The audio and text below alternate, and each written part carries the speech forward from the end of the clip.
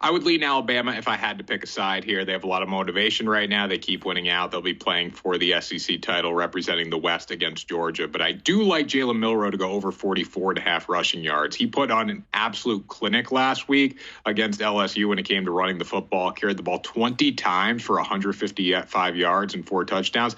This hasn't been the same Jalen Milroe that we've seen this season. Some games he's been very low with the rushing total. Other games he's actually been a big boom like this.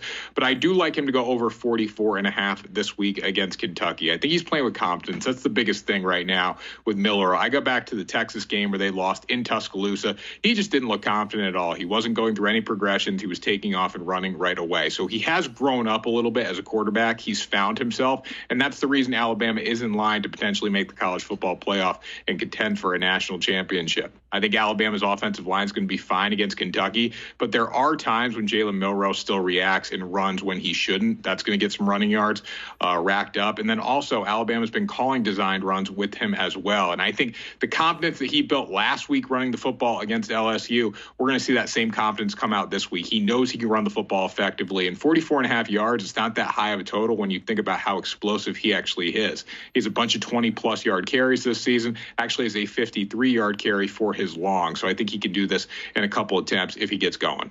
Yeah, Joe Milton on the road is not Joe Milton at home here. Even against Missouri, which I wouldn't call it the most challenging environment in the SEC, it's going to be loud there. And there's excitement around Missouri football this year, which makes a huge difference. People are showing up, and they're showing up in a big way. We just saw the Tigers go on the road and compete against Georgia. The Bulldogs haven't lost in 3 years, so obviously we can't expect them to go in and win that game, but they were competitive. Missouri, the only issue for them, they were 5-13 on third down. They were 1 of 1 on fourth down there. But if they didn't turn the ball over as much as they did, they could have been in that game even more outside of the 9-point loss there. So there's areas to improve, but it was impressive to see what they did against Georgia.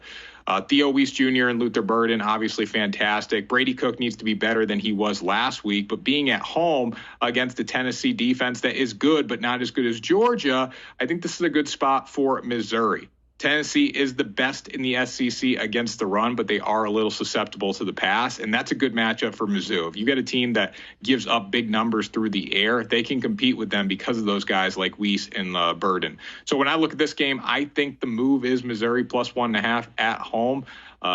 Tennessee just simply has not been as good on the road. We saw them go to Florida and lose earlier in the season. They did play hard against Alabama in Tuscaloosa, just couldn't come out with a win there. So I think the road environment is going to be a little too much for Joe Milton this one. Again, a close game comes down to the wire here, but I like Missouri to put together a game-winning drive and find a way to win.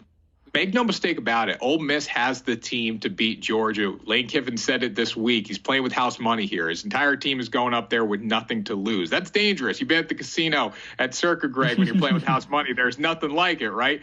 You play with confidence. You bet with the different confidence. That's what we're going to see from Ole Miss. I think this team's going to come out and run around with their head on fire this weekend. It should be a fun game to watch.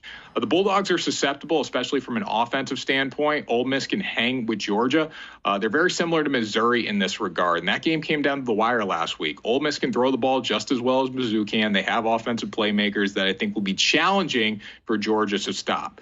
Both teams score around 40 points per game offensively. Defensively, Georgia is the much better team here. They're great on third down. They have very good pass rushers, good in the secondary. But if Ole Miss can just get some big explosive plays in this game, they're getting 10.5 points here. That's a big number. So I would like to lean towards them because of that. Jackson Dart's been very good this season. We've seen him have some bad weeks, but for the most part, he's been exceptional. And this isn't the same Georgia team as you were saying without Brock Bowers in the lineup. So I'm going to take a chance on Kiffin here, playing with the house money.